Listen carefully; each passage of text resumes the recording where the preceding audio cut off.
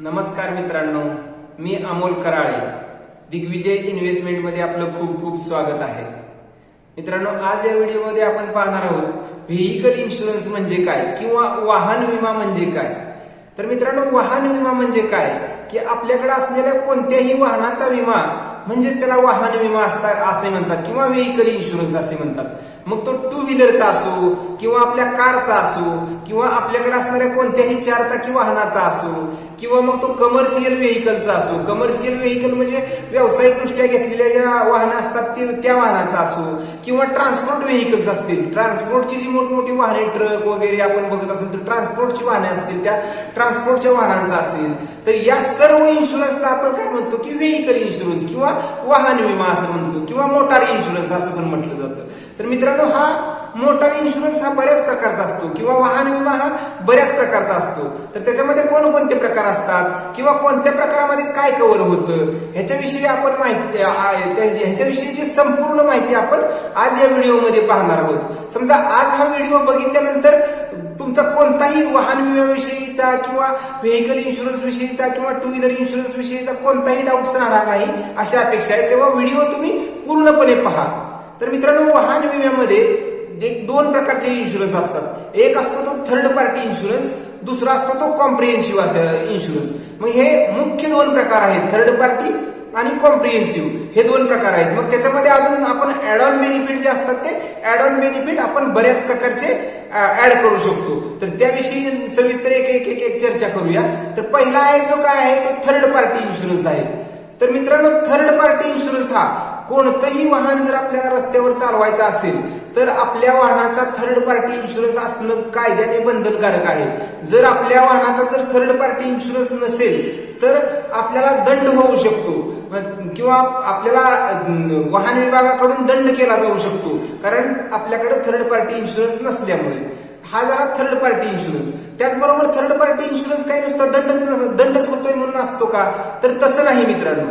जर आपल्याकडे समजा एक उदाहरणासाठी घेऊया, आपल्याकडे तुमच्याकडे एक कार आहे आणि त्या कारचा तुमच्याकडे थर्ड पार्टी इन्शुरन्स आहे आणि तुमच्याकडे थर्ड पार्टी इन्शुरन्स असल्यामुळे समजा तुमच्याकडून कारचा जर एखादा अपघात झाला आणि तुमच्या कारकडून पुढचं एखाद्या समोरच्या व्यक्तीचं नुकसान झालं, तर अशा केसमध्ये समोरच्या व्यक्तीचं झालेलं नुकसान, मग त्याच्या गाडीचं नुकसान झालेलं असू द्या किंवा त्याला वैयक्तिक काही दवाखाना खर्च वगैरे आलेला असू द्या, जखमी झाल्यामुळे दवाखाना खर्च वगैरे आलेला असू द्या, तर हा सगळा खर्च हा विमा कंपनी करते. ते कोणत्या इन्शुरन्स मध्ये, तर थर्ड पार्टी इन्शुरन्स मध्ये. मग असंही काही वेळा होऊ शकतं की थर्ड पार्टी इन्शुरन्स तुमच्याकडे आहे आणि तुमच्या गाडीकडून किंवा तुमच्या चुकीमुळे एक अपघात झालेला आहे आणि काही प्रमाणात तुमच्याही गाडीचं नुकसान झालेलं आहे आणि तुम्हालाही काही प्रमाणात जखम झालेली आहे.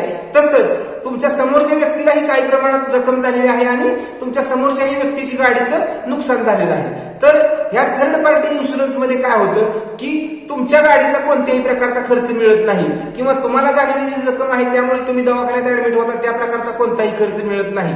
फक्त समोरच्या गाडीला, तुमच्या गाडीमुळे समोरच्या गाडीचं काय नुकसान झाले किंवा समोरच्या गाडीच्या मध्ये जो कोण आहे त्या व्यक्तीला काय नुकसान, जखम झाली आहे त्याचा दवाखान्याचा खर्च हा कव्हर होतो. म्हणजे काय, तर थर्ड पार्टी हा पुढच्या गाडीच्या होणारा खर्च कव्हर करतो. तर मित्रांनो, ह्या थर्ड पार्टी इन्शुरन्सचा प्रीमियम हा कमी असतो थोडासा. आणि दुसरं एक आहे की त्याचबरोबर एक थर्ड पार्टीच्या इन्शुरन्स बरोबर आता एक IRDA ने कंपल्सरी केलेलं आहे की त्या ड्रायव्हर किंवा ओनरचा हा पर्सनल ऍक्सिडेंटल कव्हर असणं गरजेचं आहे. 15 लाखाचा personal accidental cover. Personal accidental cover म्हणजे काय असतो की समजा गाडीचा एखादा अपघात झाला तर आणि अशा केसमध्ये जर त्या ड्रायव्हरचा किंवा गाडीच्या ओनरचा जर त्या अपघातामध्ये जर डेथ झाली तर त्याला 15 लाखापर्यंतचा किंवा जो काही किमतीचा जो त्याचा पर्सनल ऍक्सिडेंटचा कव्हर असेल तेवढ्या प्रकारचा इन्शुरन्स, तेवढ्या प्रकारची रक्कम त्याच्या वारसाला दिली जाते. असा एक तो पर्सनल ऍक्सिडेंट कव्हर असतो. तर थर्ड पार्टी इन्शुरन्स घेताना आता IRDA ने काय केलेलं आहे की थर्ड पार्टी इन्शुरन्स बरोबर पर्सनल ऍक्सिडेंटल कव्हर ड्रायव्हर किंवा ओनरचा हा कंपल्सरी केलेला आहे मित्रांनो. तर हा झाला थर्ड पार्टी इन्शुरन्स. आता त्याच्यानंतरचा दुसरा प्रकार येतो म्हणजे कॉम्प्रिहेन्सिव्ह इन्शुरन्स. आता या कॉम्प्रिहेन्सिव्ह इन्शुरन्स मध्ये काय असतं, तर कॉम्प्रिहेन्सिव्ह इन्शुरन्स मध्ये आपल्या गाडीची पण समजा आता मी मगाशी उदाहरणामध्ये सांगितलेलं की बाबा तुमच्या गाडीच्या चुकीमुळे एक ऍक्सिडेंट झालेला आहे, अपघात झालेला आहे आपण असं समजूया, आणि त्यामध्ये समोरच्या व्यक्तीच्या गाडीचं नुकसान झालेलं आहे, त्या व्यक्तीला पण काहीतरी समजा गाडीचं नुकसान झालेलं आहे आणि तुमच्याही गाडीचं काहीतरी नुकसान झालेलं आहे. तर ह्या केसमध्ये काय होतं की कॉम्प्रिहेन्सिव्ह इन्शुरन्स असल्यामुळे तुमच्याकडे थर्ड पार्टी इन्शुरन्स पण आहे आणि त्याच्यामध्येच कॉम्प्रिहेन्सिव्ह इन्शुरन्स असतो. तर कॉम्प्रिहेन्सिव्ह इन्शुरन्स असल्यामुळे काय होतं की तुमच्याही गाडीचं झालेलं नुकसान आणि समोरच्याही व्यक्तीच्या गाडीचं झालेलं नुकसान हे दोन्ही नुकसान भरपाई देण्याची जबाबदारी ही त्या विमा कंपनीची असते. पण ह्याच्यामध्ये कसं असतं कॉम्प्रिहेन्सिव्ह इन्शुरन्स मध्ये, कॉम्प्रिहेन्सिव्ह इन्शुरन्स मध्ये आपल्या गाडीचं जसं जसं वय जास्त होतं, म्हणजे गाडी घेऊन जशी जशी वर्ष जास्त होती तसं आपल्या गाडीची व्हॅल्युएशन कमी झालेलं असते. पण त्याच्यामध्ये कॉम्प्रिहेन्सिव्ह इन्शुरन्स मध्ये कव्हर काय काय होतं, तर कॉम्प्रिहेन्सिव्ह इन्शुरन्स मध्ये जे काही मेटल पार्ट असतात म्हणजेच लोखंडाचे जे काही पार्ट असतात ते पूर्णतः कव्हर होतात, 100% रक्कम त्याची मिळते. आणि प्लास्टिकचे जे काही पार्ट्स असतात समजा फायबर असेल किंवा प्लास्टिकचे इतरही काही पार्ट असतात तर त्या पार्टपैकी 50% कव्हर आपल्याला मिळतो. म्हणजे जे समजा जर एखादी जर प्लास्टिकच्या पार्टची जर किंमत आहे 100 रुपये तर आपल्याला त्या ठिकाणी 50 रुपये विमा कंपनीकडून मिळतात. आणि मेटलचा पार्ट आहे म्हणजेच लोखंडाचा पार्ट आहे तर त्या केसमध्ये आपल्याला 100 रुपये सगळीच विमा कंपनीकडून आपल्याला नुकसान भरपाई मिळते. हे झालं कॉम्प्रिहेन्सिव्ह इन्शुरन्स मध्ये. पण त्याच्याबरोबर अजून एक आहे की कॉम्प्रिहेन्सिव्ह इन्शुरन्स मध्ये कन्झ्युमेबल जे आयटम असतात त्याची कॉस्ट आपल्याला बिअर करावी लागते. त्याचबरोबर फॉर्म फी असते, ती फॉर्म फी पण आपल्याला सुरुवातीला क्लेम करताना भरावी लागते. मग ते कन्झ्युमेबल आयटम कोणते आहेत, तर गाडीमध्ये असणारं फ्युईल असेल म्हणजे ऑइल असेल किंवा ब्रेक ऑइल असेल, अशा प्रकारचं जे फ्युईल असेल किंवा नट बोल्ट्स आहेत, नट बोल्ट्स पण कन्झ्युमेबल आयटम मध्ये येतात, नट बोल्ट्स आहेत किंवा गाडीचे असणाऱ्या बेरिंग्स आहेत, हे जे असे जे काय आहेत ते कन्झ्युमेबल आयटम आहेत. कन्झ्युमेबल आयटमचा आपल्याला खर्च पे करावा लागतो. जरी आपल्याकडे कॉम्प्रिहेन्सिव्ह इन्शुरन्स असला तरीही कन्झ्युमेबल आयटम हे त्यामध्ये कव्हर होत नाहीत. कारण कन्झ्युमेबल आयटम कसं असतं, आपण दरवर्षी किंवा दर सर्व्हिसिंगच्या वेळी ते बदलत असतो किंवा बदलावे लागतात. मग त्याच्यामध्ये स्क्रू असतील, नट बोल्ट्स असतील, ऑइल असेल किंवा ब्रेक ऑइल असेल किंवा बेरिंग्स असतील, हे कन्झ्युमेबल आयटम मध्ये येतं. तो कन्झ्युमेबल आयटमचा खर्च आपल्याला करावा लागतो. आता हे पहिला प्रकार झाला थर्ड पार्टी, दुसरा प्रकार झाला कॉम्प्रिहेन्सिव्ह इन्शुरन्स. आता हे कॉम्प्रिहेन्सिव्ह इन्शुरन्स घेताना काय होतं की आपण त्याच्यात add on cover benefit, add on benefits म्हणून असतात, म्हणजे थोडासा प्रीमियम अधिक देऊन आपण अजून ऍडिशनल फीचर्स आपल्या विमा पॉलिसीमध्ये ऍड करू शकतो. त्याच्यामुळे काय होतं की आपल्या खिशातून जे काही जाणारे पैसे आहेत ते पैसे थोडेसे कमी कमी होण्याचं प्रमाण होतं. त्याच्यामध्ये मग कोणते आहेत ऍड ऑन बेनिफिट, तर त्यातला पहिला ऍड ऑन बेनिफिट आहे झिरो डिप्रिसिएशन कव्हर. म्हणजे झिरो डिप्रिसिएशन कव्हर म्हणजे काय, तर त्यालाच आपण बंपर टू बंपर कव्हर असं सुद्धा म्हणू शकतो. बंपर टू बंपर कव्हर म्हणजे काय, तर मी मगाशी कॉम्प्रिहेन्सिव्ह मध्ये तुम्हाला सांगितलं की फक्त मेटलचं पार्ट 100% मिळतं, फायबरचा पार्ट असेल तर तुम्हाला 50% मिळणार. तर फायबरचाही पार्ट असेल तर 100% मिळणार, मेटलचाही पार्ट असेल तर 100% मिळणार. झिरो डिप्रिसिएशन जर आपण बेनिफिट ऍड केला आपल्या पॉलिसीमध्ये तर त्या केसमध्ये काय होणार, तर आपल्या पॉलिसीमध्ये जो काही खर्च होईल आपल्या गाडीचा, समजा जी काही गाडीची आयडीव्ही, आता आयडीव्ही बद्दल मी पुढे बोलणारच आहे तर ते आयडीव्हीचं नंतर आपण समजून घेऊया.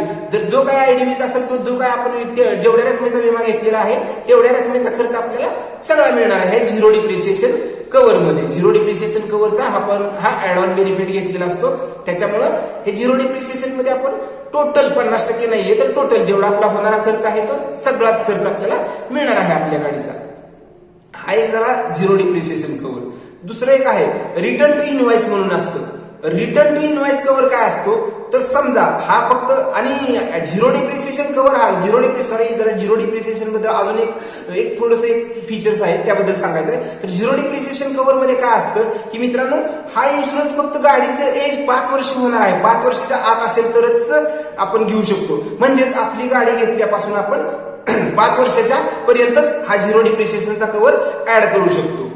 त्याच्यानंतर येतो तो रिटर्न टू इनवॉइस कव्हर. म्हणजे रिटर्न टू इनवॉइस म्हणजे सगळं टोटल रक्कम. समजा एखाद्या केसमध्ये जर आपली गाडी नवीन आहे आणि गाडीचं समजा असं नुकसान झालेलं आहे की गाडी दुरुस्तच होऊ शकत नाही, तर दुरुस्तच होऊ शकत नाही तर अशा केसमध्ये आपण ऍड ऑन बेनिफिट घेतलेला असतो झिरो डिप्रिसिएशनचा प्लस रिटर्न टू इनवॉइसचा, असे जे ऍड ऑन घेतले असतात. म्हणून हा रिटर्न टू इनवॉइस प्रीमियम मध्ये काय, return to invoice add on benefit मध्ये काय होतं की आपली गाडी दुरुस्त होत नाही, एवढा मोठा ऍक्सिडेंट झालेला आहे, अशा केसमध्ये काय होतं की आपल्या जे काही गाडीचं एक्स शोरूम प्राइस जी आहे, एक्स शोरूम प्राइस असेल ते इन्शुरन्स कंपनी आपल्याला बिअर करते ह्या केसमध्ये. कोणत्या केसमध्ये? तर रिटर्न टू इनवॉइस प्रीमियम ह्या केसमध्ये आपल्याला टोटली आपल्या गाडीची जी काही एक्स शोरूम प्राइस आहे तेवढी प्राइस आपल्याला मिळते. पण ते कधी कोणत्याही कारणास्तव जर गाडी आपली अशी डॅमेज झालेली आहे की ती रिपेअर होऊ शकत नाही, मग असा कव्हर फक्त गाडी घेतल्यापासून साधारण 3 वर्षापर्यंत चालतो.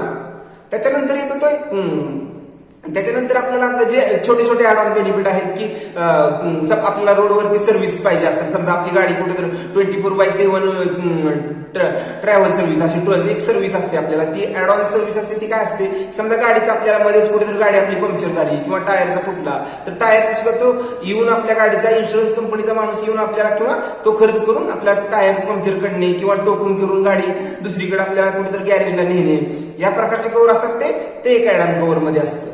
आता दुसरा ऍड ऑन कव्हर असतो त्याच्यामध्ये आयडीव्ही एक महत्वाचा असतो. आपण जे कॉम्प्रिहेन्सिव्ह इन्शुरन्स घेताना किंवा गाडीचा कोणत्याही प्रकारचा एक इन्शुरन्स घेताना आयडीव्ही म्हणजेच गाडीची इन्शुअर्ड डिक्लेअर्ड व्हॅल्यू म्हणजे आपण डिक्लेअर केलेली व्हॅल्यू असते की डिक्लेअर केलेली व्हॅल्यू असते. जर समजा आपण काय करतो की काय काय केसमध्ये आपण गाडीची आपल्या आयडीव्ही कमी डिक्लेअर करतो. का करतो? तर इन्शुरन्सचा प्रीमियम कमी यावा म्हणून. ते आपल्याला हे असतं, गाडीचा एक ठराविक प्राइस बघितली जाते की गाडीचं वय किती आहे त्यानुसार ते आयडीव्ही कॅल्क्युलेट करून आपल्याला ऑटोमॅटिक कॅल्क्युलेट करून पण सांगितली जाते की मिनिमम आयडीव्ही तुम्ही एवढी घेऊ शकता आणि मॅक्सिमम आयडीव्ही तुम्ही एवढी घेऊ शकता. आयडीव्ही म्हणजे काय? तर आपल्या गाडीची समजा व्हॅल्यू आपण ठरवायची की गाडीला 2 वर्ष झालेत किंवा 5 वर्ष झालेत तर माझ्या गाडीची एवढी किंमत असू शकेल समजा. मग त्यात तिथं मिनिमम व्हॅल्यू आणि मॅक्सिमम व्हॅल्यू असे निवडायचं आपल्याला दोन्ही प्रकार येतात किंवा आपल्या मनानुसार पण निवडायचा एक ऑप्शन असतो. तर त्यामध्ये काय होतं की मित्रांनो, समजा जर आपण एखाद्या वेळेस कमी आयडीव्ही आपण काय करतो की नॉर्मली कमी आयडीव्ही घ्यायला बघतो आपल्या गाडीचा. कमी आयडीव्ही घेतला का? तर प्रीमियम आपल्याला कमी यावा म्हणून, कमी प्रीमियम यावा म्हणून आपण आयडीव्ही कमी घेतलेली असते. पण समजा जर आपली गाडी चोरीला गेली किंवा बर्न झाली तर अशी डॅमेज झाली की आपली गाडी दुरुस्त होऊ शकत नाही, अशी डॅमेज झाली तर त्या केसमध्ये काय करते विमा कंपनी? जेवढा आयडीव्हीचा आपण इन्शुरन्स घेतलेला आहे तेवढ्याच आयडीव्हीची जी काही व्हॅल्यू असेल तेवढेच पैसे आपल्याला विमा कंपनी रिटर्न करते. त्यामुळं योग्य तो आयडीव्ही घ्यावा. आपल्या गाडीचा इन्शुरन्स करताना, कॉम्प्रिहेन्सिव्ह इन्शुरन्स करताना आपण आयडीव्ही मात्र आपल्या गाडीचा योग्य प्रकारचा घेतला पाहिजे. मी म्हणत नाही की जास्त घ्या, पण जास्त नाही पण असा योग्य प्रमाणात आयडीव्ही घेतला पाहिजे. त्यासाठी तुम्ही काय करायचं? आपला जो कोण गाडीचा विमा सल्लागार आहे तो त्या विमा सल्लागाराशी बोलूनच मग आपण इन्शुरन्स ठरवायचा. कारण का? तर छोटे छोटे ऍड ऑन कव्हर्स असतात, अगदी कमी प्रीमियम मध्ये ऍड ऑन कव्हर येतात, पण आपल्याला माहित नसल्यामुळे आपल्याला ते नंतर एक्स्ट्राचे पैसे द्यावे लागतात. त्यासाठी आपण आपल्या व्हेकलचा किंवा कारचा इन्शुरन्स घेताना किंवा ट्रान्सपोर्टची वाहनं असतील तर ट्रान्सपोर्टच्या वाहनांचा इन्शुरन्स घेताना विमा सल्लागाराचा योग्य तो सल्ला घ्यावा आणि त्या सल्ल्यानुसारच आपल्या गाडीचा इन्शुरन्स करावा. तर मित्रांनो, आता जो व्हिडिओमध्ये मी सगळं सांगितलं ते थोडासा समराईज करण्याचा प्रयत्न करेन. एक गाडीच्या इन्शुरन्स मध्ये काय असतं? थर्ड पार्टी, कॉम्प्रिहेन्सिव्ह असे 2 प्रकार असतात. तर थर्ड पार्टी तर कंपल्सरी असलाच पाहिजे कारण आपण त्याशिवाय गाडी चालवू शकत नाही. त्यामुळे थर्ड पार्टी कव्हर असणं गरजेचं आहे. नाही नसेल तर तो आपल्याला दंड लागू शकतो. त्यानंतर कॉम्प्रिहेन्सिव्ह इन्शुरन्स आहे. कॉम्प्रिहेन्सिव्ह इन्शुरन्स कशासाठी? तर आपल्या गाडीचं होणारं नुकसान भरपाई मिळण्यासाठी आपल्याला कॉम्प्रिहेन्सिव्ह इन्शुरन्स असतो. आणि कॉम्प्रिहेन्सिव्ह इन्शुरन्स नंतर येतात ते ऍड ऑन बेनिफिट्स येतात. ऍड ऑन बेनिफिट्स मध्ये मी जी मगाशी चर्चा केली होती त्याप्रमाणे झिरो डिप्रिसिएशन असेल, रिटर्न टू इनवॉइस असेल वगैरे असे बरेच प्रकारचे ऍड ऑन बेनिफिट्स येतात. त्याच्याबरोबर थर्ड पार्टी बरोबर पर्सनल ऍक्सिडेंटल इन्शुरन्स तो पण एक कंपल्सरी आहे. तर एवढं आपण आजच्या व्हिडिओमध्ये बघितलं आहे. तर मित्रांनो, आजच्या व्हिडिओमधून आपण जो काय आपल्या व्हेकल इन्शुरन्स विषयीचे जे काही डाऊट्स असतील तुमचे ते क्लिअर झाले असतील असं मला वाटतंय. आणि आपल्या गाडीचा इन्शुरन्स योग्य वेळी इन्शुरन्सच्या तारखा चेक करून योग्य वेळी इन्शुरन्स संपल्या लगेचच आपण इन्शुरन्स घेतला पाहिजे. नाहीतर काय होतं की कॉम्प्रिहेन्सिव्ह इन्शुरन्स घ्यायचा आहे आणि आपल्या गाडीचा इन्शुरन्सची तारीख जर उलटून गेली आणि जास्त दिवस झाले, तारीख होऊन जास्त दिवस झाले, तर त्यामध्ये नो क्लेम बोनस म्हणून एक अशी सिस्टीम असते की नो क्लेम बोनस आपला दरवर्षी ऍड होत असतो. म्हणजे नो क्लेम बोनस काय आहे की समजा आपण इन्शुरन्स घेतलेला आहे, कॉम्प्रिहेन्सिव्ह इन्शुरन्स घेतलेला आहे आणि त्या वर्षी गाडीला कोणत्याही प्रकारचा खर्च आला नाही तर कंपनी काय करत असते? दरवर्षी आपल्याला बोनस देत असते की आपण या वर्षी काही क्लेम घेतलेला नाही त्यामुळे बोनस देत असते. दरवर्षी ते बोनस ऍड करत जात असते. म्हणजे त्यानं काय होतं की आपला प्रीमियम थोडा कमी होत जात असतो. तर तशा प्रकारचा बोनसला आपण मुकतो किंवा म्हणजे तो बोनसचा बेनिफिट जो आहे तो मिळत नाही आपल्याला. तारीख जर आपल्या इन्शुरन्सची तारीख जर होऊन जास्त दिवस झाले तर तो नो क्लेम बोनसचा नो क्लेम बोनस आपला निघून जातो आणि आपल्याला परत फ्रेश पॉलिसी घ्यावी लागते. त्यापेक्षा आपण पॉलिसी रिन्यू करणं किंवा पॉलिसी वेळच्या वेळी तारीख चेक करून आपली रिन्यू करणं गरजेचं आहे. तर मित्रांनो, आपण आपल्या गाडीची पॉलिसीच्या तारखा या जाणून घेऊन योग्य पद्धतीनं योग्य सल्ला घेऊन आपल्या गाडीचा इन्शुरन्स करून घ्यावा ही विनंती आहे. मित्रांनो, अजूनही माझ्या चॅनलला आपण सबस्क्राईब केलं नसेल तर माझ्या चॅनलला सबस्क्राईब करा. जर माझा हा व्हिडिओ आवडला असेल तर व्हिडिओला लाईक करा आणि दुसऱ्यापर्यंत शेअर करा, जेणेकरून आपल्याला कशी माहिती मिळाली तसेच दुसऱ्यांना पण गाडीच्या इन्शुरन्स संदर्भातील माहिती मिळेल आणि त्यांचेही काही डाऊट्स असतील तर तेही क्लिअर होण्यास मदत होईल. धन्यवाद.